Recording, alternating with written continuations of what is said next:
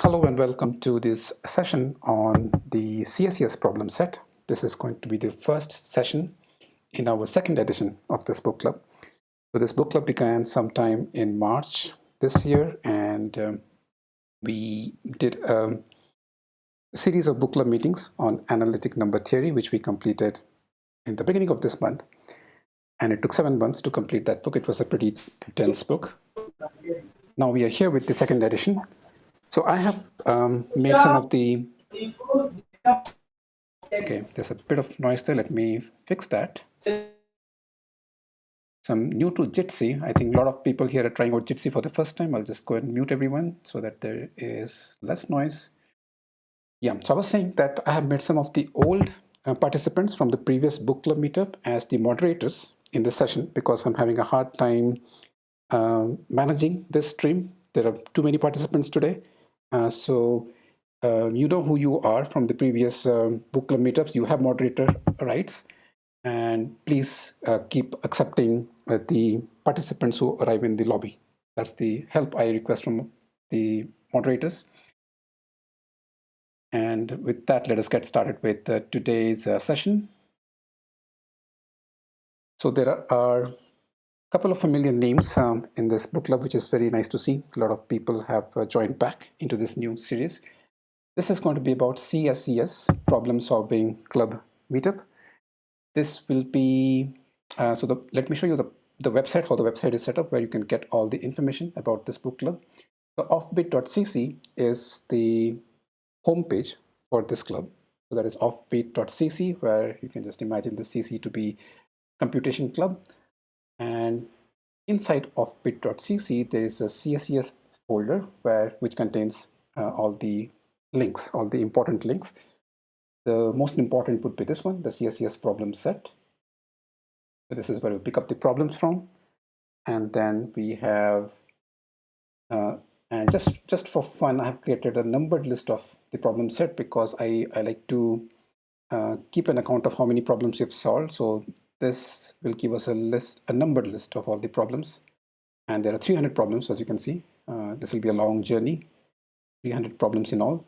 The first problems that we'll be looking at are very simple problems. So we'll get through them fast, and then it'll take a couple of weeks to reach the more interesting problems. And what else do I need to show before we get started? Yes, we'll be going through this book, not today, but we will plan for it. Let me once again quickly check. Yeah, everybody is in. So thank you, moderators, for letting people in. And this is going to be the meeting link of pay.cc/meet. It's a short link. It automatically redirects to this Jitsi meeting. I'm the meeting host. My name is Susam. I should have introduced with that. And it's funny, I have to see this page to remind that I have to introduce myself. I'm Susam. I'm part of this book club. I started this book club back in March with analytic number theory. And we have a small community in an IRC channel called #offbeat. And the details of this you can find on this link here.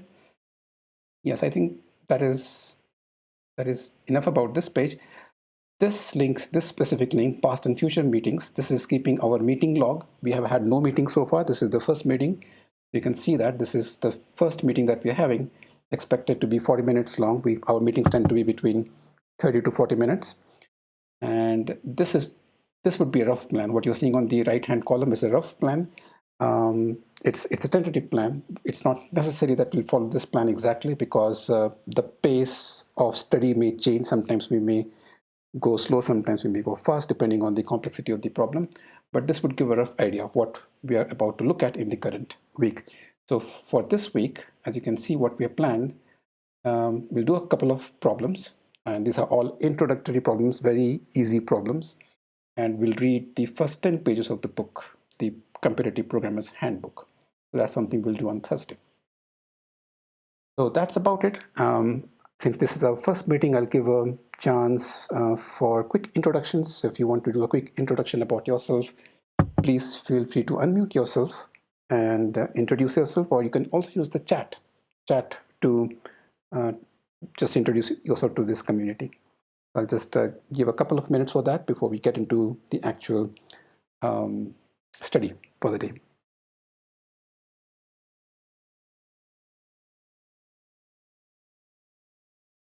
Okay, so nobody's unmuting, which means I'm assuming nobody wants to introduce themselves. That's fine. Please feel free to use the chat. And I should take this opportunity to just share that it is okay to be silent. So in fact, most of the meetings, people just lurk and be silent. That is completely fine. You don't really have to speak if you're not comfortable speaking. Some members do speak and add a lot of insights, which is something I appreciate because it helps me to learn the subject matter more and better than I could have done it alone. So with that introduction, let us now get started with the CSES problem set.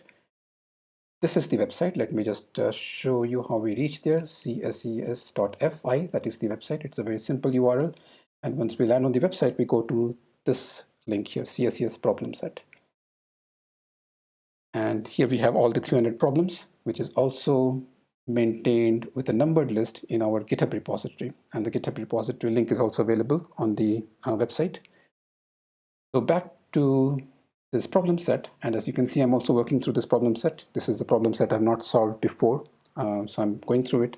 I know some members in this community have already made a lot of progress. So those who have made a lot of progress, they can add comments and share that knowledge with us. That would make the sessions more effective, I think. Let us look at the first problem, which is the weird algorithm. And it's a very simple problem. And at any point of time, please feel free to interrupt me and add your comments if you want to add something. And I also sometimes make mistakes while explaining stuff. So if you spot any mistakes, just feel free to interrupt me and rectify the mistakes. So this first problem says, consider an algorithm that takes as input a positive integer n. Okay, if n is even, the algorithm divides it by 2, and if n is odd, the algorithm multiplies it by 3 and adds 1. The algorithm repeats this until n is 1. For example, the sequence for n equals 3 is as follows. And we'll just do a quick dry run here. We start with 3, and this definition, the algorithm definition says that if n is odd, we multiply it by 3 and add 1. So that's what we did here. 3 times 3 is 9, and then we add 1 to get 10. And then if it is even, we divide by 2, and we get 5. We again multiply with 3 and add 1, we get 16. 16 divided by 2 is 8, and then 4, and then 2, and then 1. Your task is to simulate the execution of the algorithm for a given value of n.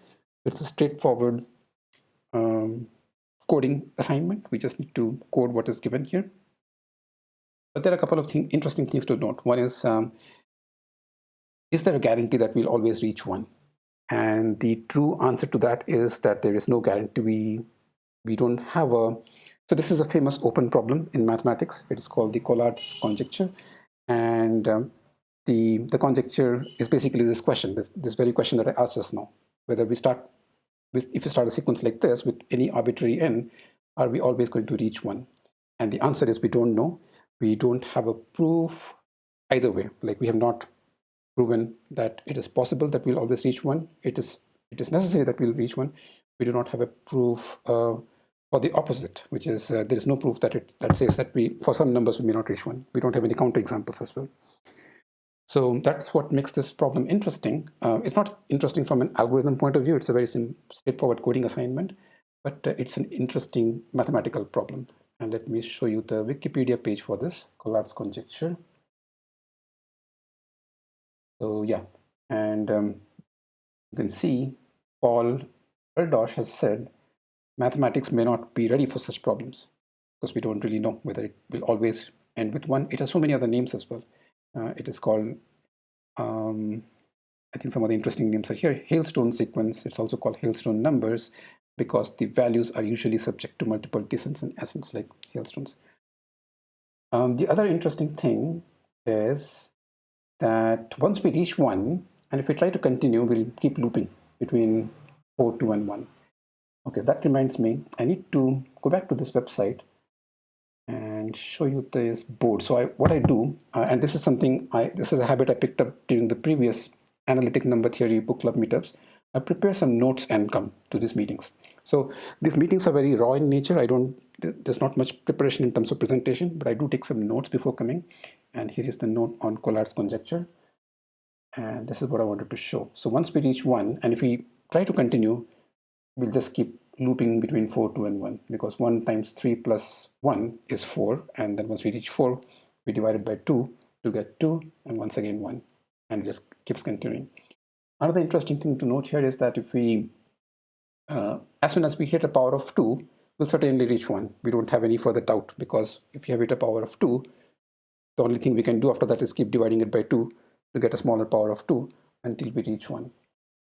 So that's it. So this problem is not very interesting from an algorithm or programming point of view. So I'll just quickly show the code for this and go to the next problem. Like I said earlier, the first few sessions will be very simple. There's not much learning in terms of algorithm, but it's more like a warm-up for what's about to come later.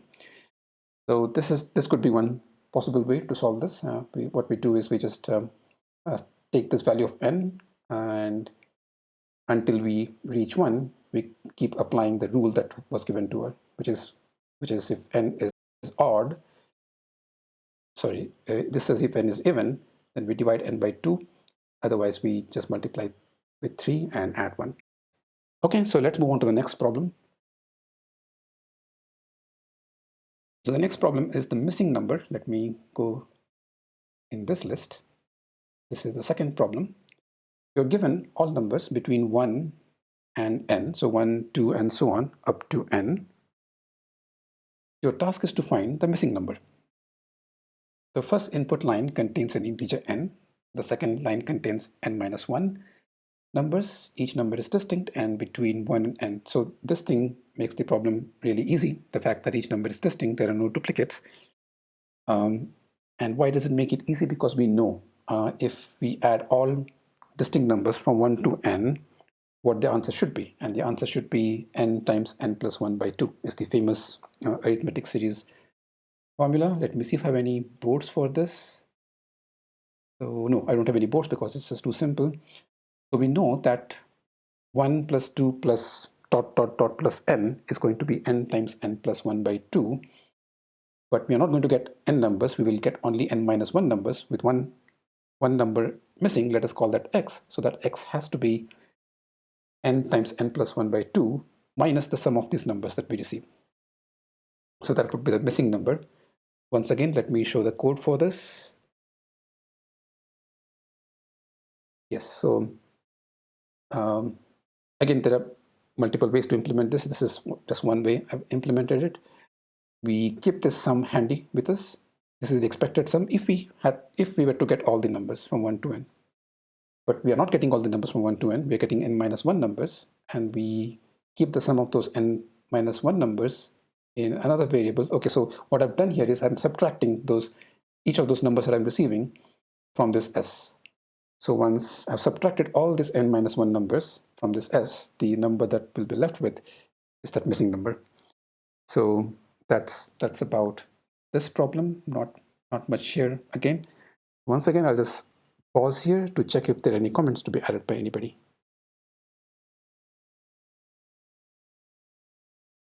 Okay, no comments. I'll just quickly check that there are no members waiting in the lobby. No, there are 35 participants and everybody is in. That is good. Okay, so the next problem. The next problem is going to be repetitions. Let's see repetitions. I see one member waiting, and I'll let that person in. Okay, so the next question, the next problem, which is problem number 3, is you are given a DNA sequence, a string consisting of characters A, C, G, and T. Your task is to find the longest repetition in the sequence. This is a maximum length substring containing only one type of character. The only input line contains a string of n characters. Print one integer, the length of the longest repetition. So in this example, this is the input. The output is 3 because the longest repetition that we can see here is G, G, G, which is 3.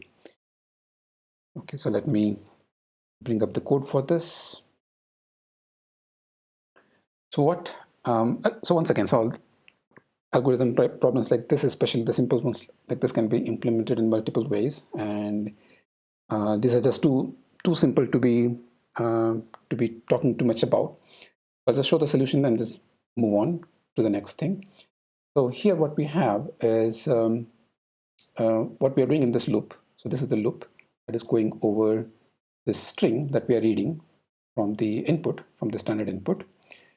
In this loop, we are comparing the, so here I'm starting from 1, starting with I equals 1. So we'll call that as the current position. We are comparing the character at the current position with the one in the previous position, which is indexed with I minus 1. And as long as they keep matching, we just keep incrementing the length, which was set to 1 initially. And this is a good initial value because anytime we are encountering a new character, it has a length of 1 because it itself is 1. And okay, so there's a comment by Lorenzo. I think if the string is empty, we should return 0, not 1. I think this is what we are looking at, these constraints, and the constraints already say, yeah, that it is at least 1. We don't bother about the corner case checks, like if the string is empty or not. And that is one thing very typical about algorithm problems. The constraints are really well specified, and we don't really have to worry about corner cases which do not meet the constraints. All right, so back to this problem, we just keep comparing the adjacent elements, and as long as they keep matching, we keep incrementing the length. So this will keep a record of the current running length. And the moment there's a mismatch, we come to this else part, and here we check whether the current length that we have is indeed the maximum length or not. It may not be the maximum length, it could be a smaller length than a maximum length that we have found earlier. In that case, so we'll just do that comparison and store the maximum length only here, and we'll reset length equals 1. So that is the solution here. Yes. So once again, I'll stop here and just to check if there are any comments about this. Okay, no comments. I heard some knocks on the meeting, and I see everybody has been let in. So thank you, moderators, once again for letting people in. Okay, so let me go back to the previous problem a little bit more. I think since we are just beginning, we can focus on the types. So this was the problem on missing number. So when n is how big can n be? It can be 2 times 10 to the power 5. And what does that mean about this sum, n times n plus 1 by 2? Would it fit in integer range? So that's the question. So these are some things we have to be careful about while solving these problems, especially if you're coding in a statically typed language like C++ in this case. We need to make sure that this result can fit into the integer range. In this case, it turns out we need long. And let me do a quick calculation and just show that. So this is so what is the largest possible 32-bit integer? So in this case, we'll assume that int is 32-bit, and there is more to that story, which we will come to it later. So int is guaranteed to be only 16 bits by the C++ standard. It doesn't have to be 32 bits, but on the modern implementations that we'll find, int is 32 bits, and in fact, in all the online coding platforms, int is 32 bits because it's almost always Linux with GCC, and int happens to be 32-bit. Now, what is the largest possible integer that we can express in a 32-bit signed integer? And the answer to that is 2 raised to 31 minus 1. So this is the largest possible value that we can have in a signed 32-bit integer. This is approximately 2 billion. And if we have a number which is as large as this, so let me write that down here, which is 200,000, okay, 2 times 10 to the power 5, and we want to compute this, n times n plus 1 by 2.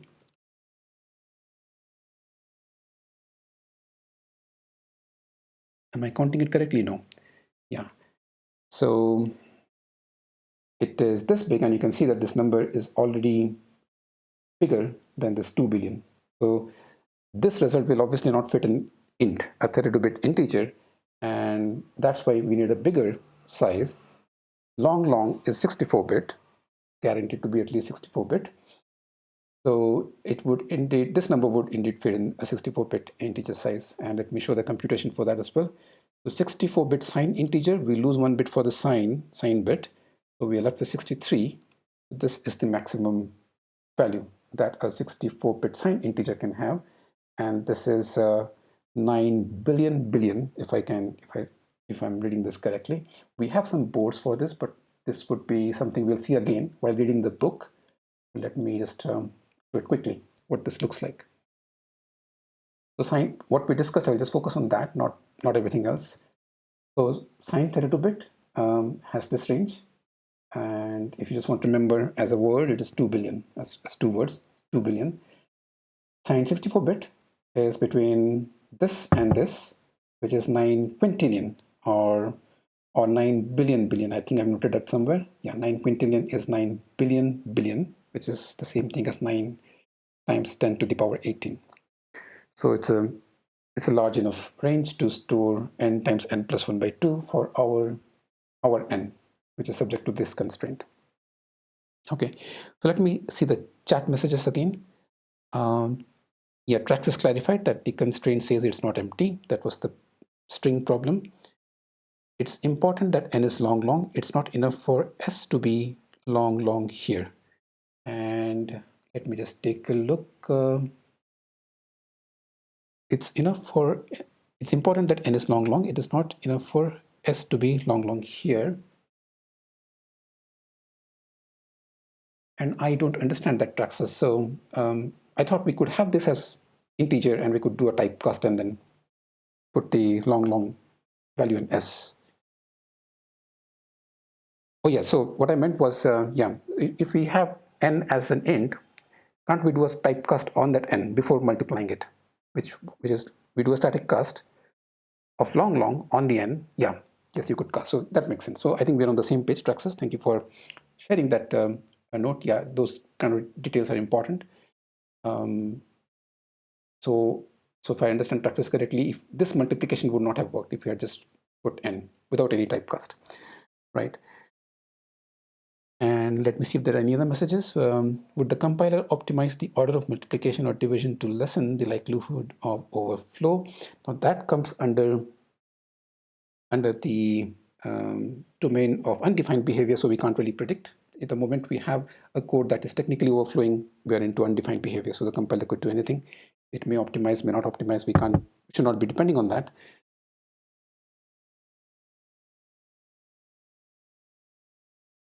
All right, so let me move on. Let the chat keep going. What is the next problem? So this is going to be the next fourth problem, and that is where we will stop today. And if some time remains, we'll go through some of the additional boards we have and maybe the book as well.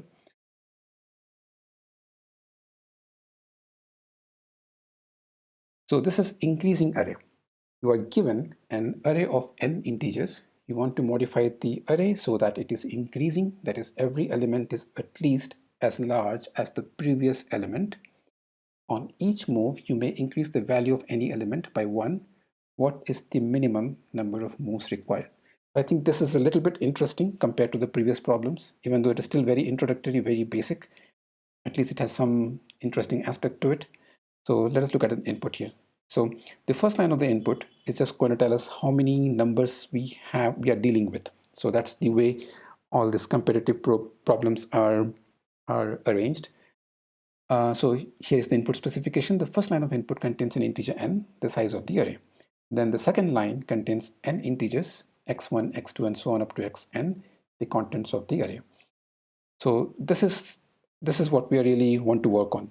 This is basically specifying how many numbers we need to read in our program. So 3, 2, 5, 1, 7. And the question is, how many moves we need to make so that this array becomes an increasing array? And what is a move? In each move, you may increase the value of any element by 1, just 1. Okay, so let us take a look at this. If you want to make this strict in increasing order, and we're looking for the minimum number of moves, what we need to do is we need to make this 3. So we'll do an increment by 1.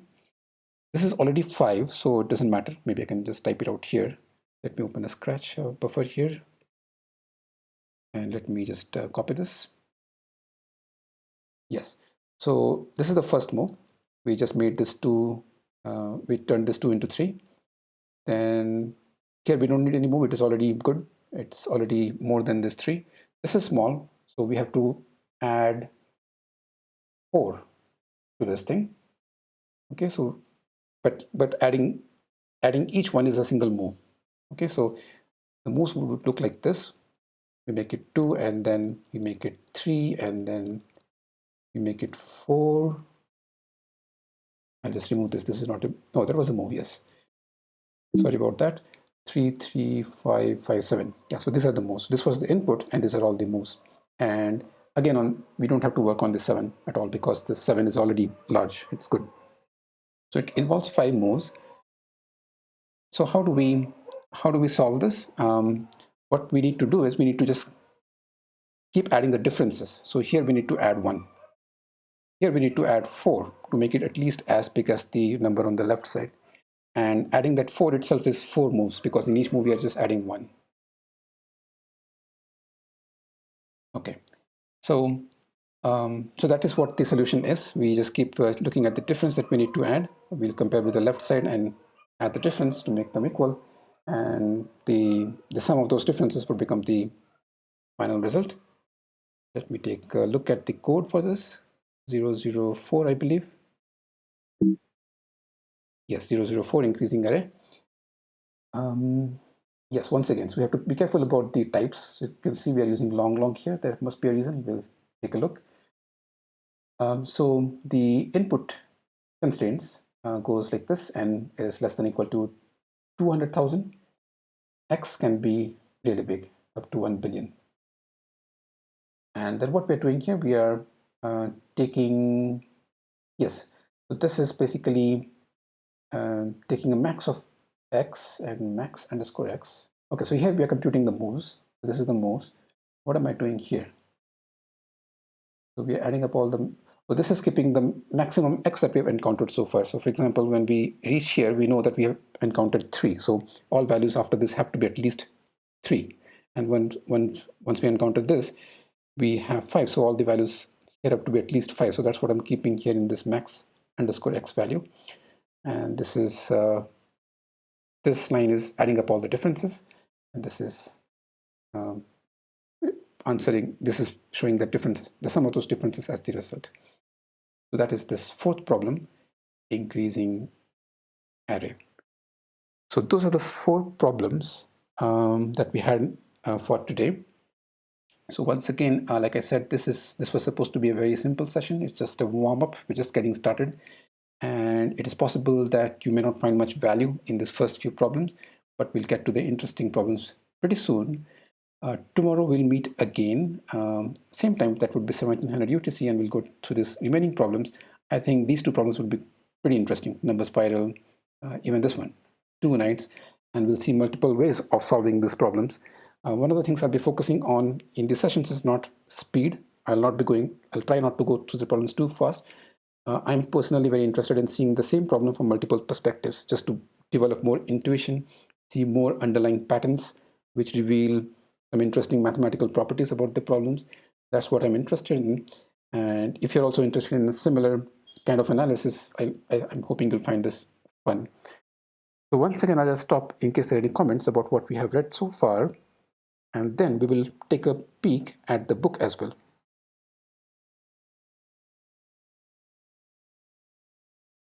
All right, so Cherim has a comment there. The overflow discussion was even more relevant in weird algorithm. How do you know that your current submission is correct? Doesn't overflow 64 bits on n is less than or equal to 1 billion inputs not included in the CSES tests? Yes. And I think the only way we can check that, maybe not the only way, maybe there is a mathematical way to see how large it can be, but I think one way could be to just test out all the values and make sure they do not overflow. If you know any better ways, please feel free to share them. Access says yes, the first chat messages about overflow were about the weird algorithm. Yes, indeed. Okay, so this is where we stop as far as the problems are concerned. We still have 10 minutes, so we'll take a look at the book now. I'll go back to the CSES main page. So this is the, okay, I'm at the right page already. This is chapter 1 notes.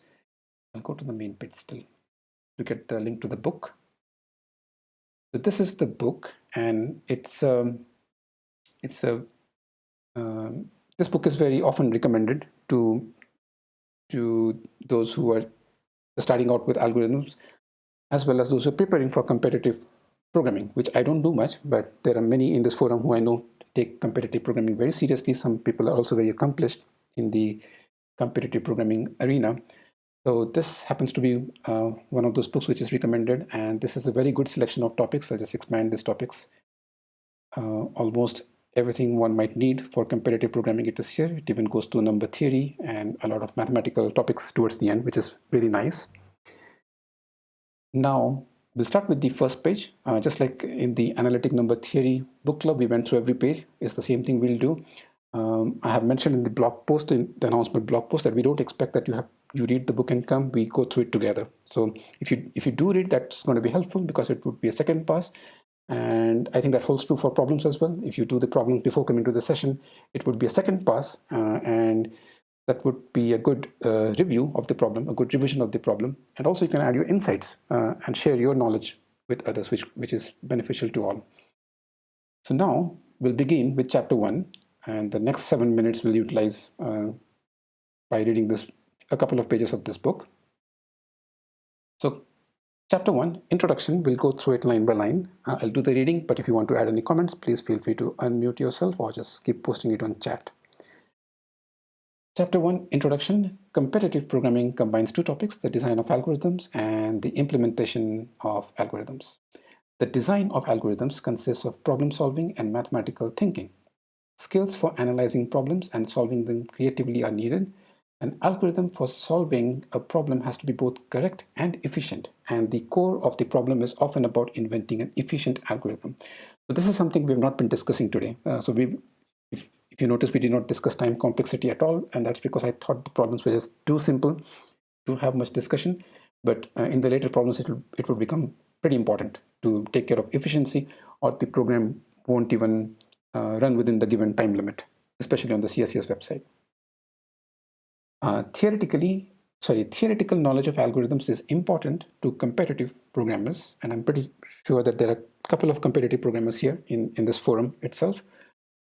Typically, a solution to a problem is a combination of well-known techniques and new insights. The techniques that appear in competitive programming also form the basis for the scientific research of algorithms. The implementation, so we talked about design, we're talking about implementation. The implementation of algorithms requires good programming skills. In competitive programming, the solutions are graded by testing an implemented algorithm using a set of test cases. Thus, it is not enough that the idea of the algorithm is correct, but the implementation also has to be correct.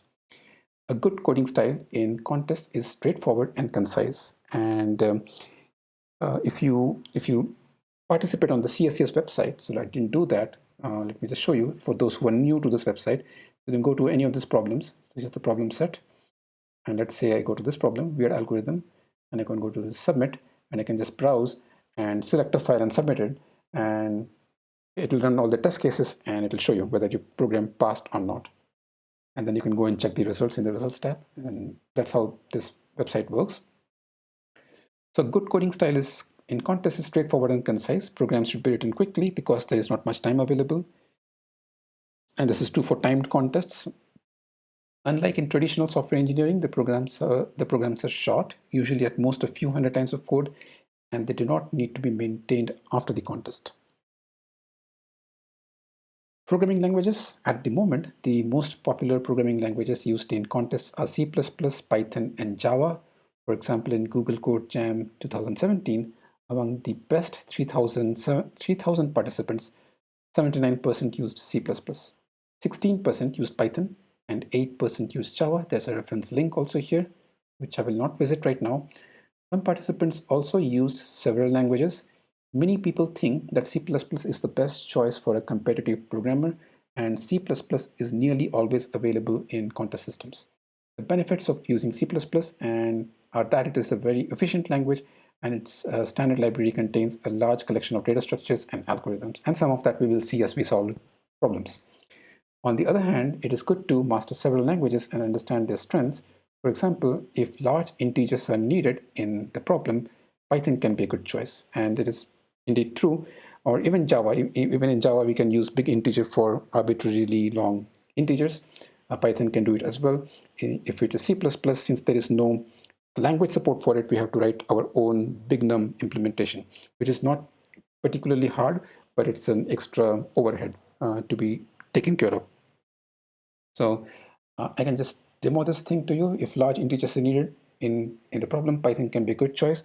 So for example, say 2 raised to 100, you can see you can get a big number as the output, which is well beyond the range of a 64-bit integer, which was shown here. And Python can keep working on arbitrarily large integers. Sometimes it can take a long time to provide the result, but it just keeps working on the problem. So basically there is an arbitrary precision integer implementation as part of Python itself. It's supported in the language itself. All right. Now, to the next paragraph, I think. Yes. So on the other hand, it is good. Okay, we read this thing, so we'll move on. I'll just read this line again. For example, if large integers are needed in the problem, Python can be a good choice because it contains built-in operations for calculating with large integers. Still, most problems in programming contests are set so that using a specific programming language is not an unfair advantage. All example programs in this book are written in C++, and the standard libraries, data structures, and algorithms are often used. The programs follow the C++ 11 standard. That's what I'm also following in this example programs that I'm showing while going through the problems, which can be used in most contests nowadays. If you cannot program in C++ yet, now is a good time to start learning. All right, so with that, we will stop now. We have a lot of interesting chat conversations. What I'll do, I will copy all these chat messages and I'll keep it archived. In case you do not want your messages to be archived, just ping me on the IRC channel or just contact me by any means. The IRC channel details are present on this main page. You go to this, join our channel. Here's the IRC channel link. There are two links, in fact. People who are not very used to IRC may find the second link more convenient. Just let me know if you don't want your chat messages to be archived. But by default, I'll just copy paste everything and archive it in some place so that we can refer to this chat later. All right then, so we are at the end of our 40-minute time, and this is where we will stop today. We'll meet again tomorrow, same time, 1700 UTC. I'll just do a quick check if there are any more comments to be shared by anybody, either on audio or by chat. Sam says that was great, thank you, and thank you all for joining the session. All right then, so we'll stop here. See you again tomorrow. Until then, take